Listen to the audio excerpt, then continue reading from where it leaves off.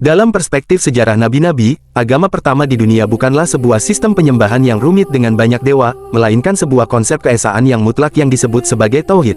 Nabi Adam AS, sebagai manusia pertama, tidak mencari Tuhan melalui perenungan filosofis yang panjang.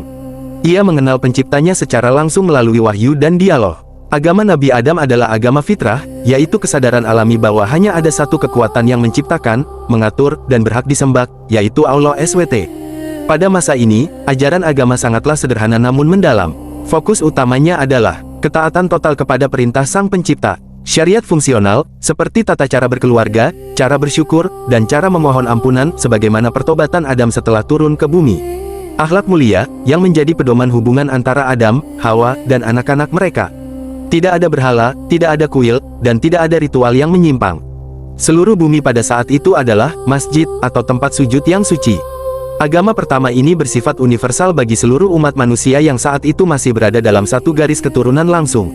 Adam bertindak tidak hanya sebagai kepala keluarga, tetapi juga sebagai nabi pemberi peringatan dan imam bagi generasinya, memastikan bahwa cahaya keesaan tetap menyala di hati anak-anaknya. Inilah pondasi awal peradaban spiritual manusia, sebuah keyakinan yang bersih dari persekutuan dan penuh dengan ketundukan kepada Yang Maha Esa. Agama yang dibawa oleh Nabi Adam AS memiliki struktur hukum yang sangat mendasar namun kuat, yang sering disebut sebagai syariat Adam.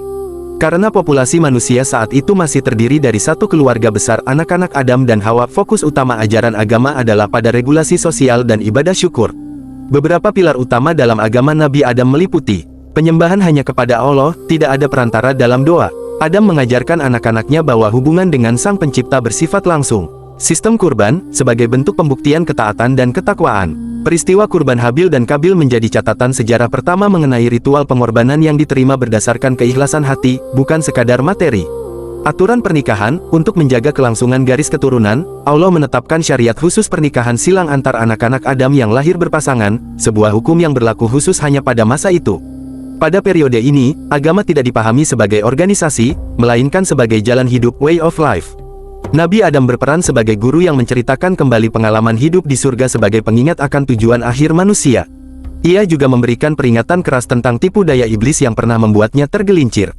Namun, di masa ini pula benih-benih penyimpangan mulai muncul.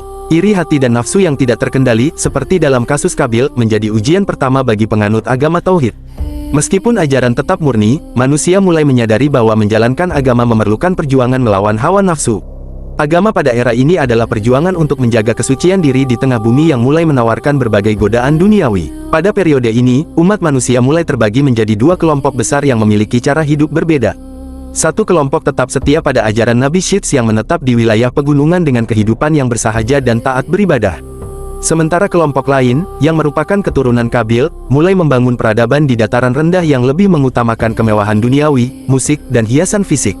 Dalam transisi ini, agama pertama di dunia mulai menghadapi ujian pengaruh budaya. Keturunan Kabil mulai melupakan ajaran tauhid dan lebih mengikuti bisikan nafsu serta kreativitas yang tidak berlandaskan wahyu. Iblis mulai menyusup melalui celah-celah kesenangan duniawi ini.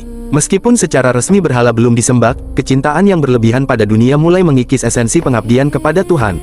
Nabi Syits AS memperkenalkan lembaran-lembaran wahyu, suhuf, yang berisi aturan tentang tata cara hidup, hukum waris, dan etika bersosial. Agama pada masa ini mulai memiliki catatan tertulis sebagai panduan agar manusia tidak tersesat di tengah perbedaan gaya hidup yang semakin tajam. Penyimpangan moral mulai terjadi di kalangan penduduk lembah, yang nantinya menjadi pemicu utama turunnya nabi-nabi berikutnya untuk melakukan perbaikan. Agama bukan lagi sekadar fitrah yang otomatis dijalankan, melainkan sebuah pilihan sadar antara mengikuti jalan kesucian atau terjebak dalam godaan peradaban yang menyesatkan. Ini adalah masa di mana nilai-nilai agama mulai dipisahkan dari kehidupan sehari-hari oleh sebagian kelompok manusia. Selama berabad-abad, manusia tetap memegang teguh ajaran tauhid. Namun, transisi menuju penyembahan berhala terjadi melalui pintu yang sangat halus, yaitu penghormatan berlebihan kepada orang saleh. Setelah generasi orang-orang saleh seperti Wed, Suwa, Yakhud, Yahuk, dan Nasr meninggal dunia, masyarakat merasa sangat kehilangan. Iblis kemudian membisikkan ide kepada kaum tersebut untuk membuat patung atau gambar orang-orang saleh itu dengan alasan agar mereka selalu ingat untuk beribadah seperti para pendahulu mereka. Tahap pertama, patung dibuat hanya sebagai pengingat dan penghormatan. Tahap kedua, seiring bergantinya generasi, ilmu agama mulai terkikis. Anak cucu mereka kehilangan konteks sejarah mengapa patung itu dibuat.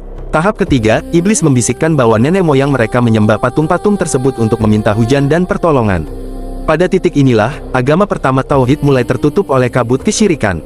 Manusia mulai percaya bahwa mereka membutuhkan perantara untuk sampai kepada Tuhan. Kondisi bumi saat itu dipenuhi dengan kezaliman, penyembahan benda-benda, dan pengabaian terhadap hukum Allah. Kondisi sosio-religius yang rusak ini memicu kebutuhan akan pembaharuan. Allah kemudian mengutus Nabi Nuh AS sebagai rasul pertama yang membawa misi mengembalikan manusia kepada agama pertama mereka. Masa ini menjadi perang terbuka pertama dalam sejarah antara al-haq kebenaran tauhid dan al-batil kesesatan syirik, sebuah pertarungan ideologi yang akan terus berlanjut hingga akhir zaman. Setelah berabad-abad ajaran tauhid tertutup oleh penyembahan berhala, Nabi Nuh AS berjuang selama 950 tahun untuk mengajak manusia kembali ke agama Nabi Adam. Namun, ketika keangkuhan manusia telah mencapai batasnya dan kesyirikan menjadi mendarah daging, terjadilah proses riset atau pemurnian global. Banjir besar tersebut bukan sekadar bencana alam, melainkan sebuah pemisahan garis sejarah. Mereka yang selamat di atas bahtera adalah orang-orang yang kembali memegang teguh agama pertama Tauhid. Setelah air surut dan peradaban baru dimulai dari keturunan Nuh, agama Tauhid kembali menjadi satu-satunya keyakinan di bumi. Dari sinilah kita memahami beberapa poin penting dalam sejarah agama dunia. Akar yang sama, semua agama samawi Islam, Kristen, Yahudi berakar pada prinsip yang sama yang dibawa Nabi Adam, bahwa Tuhan itu esa. Siklus sejarah agama manusia adalah siklus antara wahyu yang membawa cahaya dan hawa nafsu yang membawa penyimpangan. Setiap kali manusia menyimpang jauh, seorang nabi diutus untuk membawa mereka kembali ke agama pertama tersebut. Islam sebagai kelanjutan, dalam perspektif teologi, Islam yang dibawa Nabi Muhammad SAW bukanlah agama baru, melainkan bentuk penyempurnaan dan pengembalian kepada agama murni yang dianut oleh Nabi Adam AS Al-Hanifiyah. Sejarah ini menutup sebuah pemahaman bahwa agama asli manusia bukanlah ketakutan terhadap alam atau penyembahan terhadap banyak kekuatan, melainkan kesadaran akan satu pencipta. Meskipun bentuk syariat aturan hukum berubah dari masa ke masa sesuai perkembangan zaman, esensi dari agama Nabi Adam tetap menjadi inti dari setiap ajaran ketuhanan hingga akhir zaman. Dengan demikian, perjalanan spiritual manusia adalah sebuah perjalanan pulang menuju fitrah yang telah ditanamkan sejak langkah pertama Adam di bumi.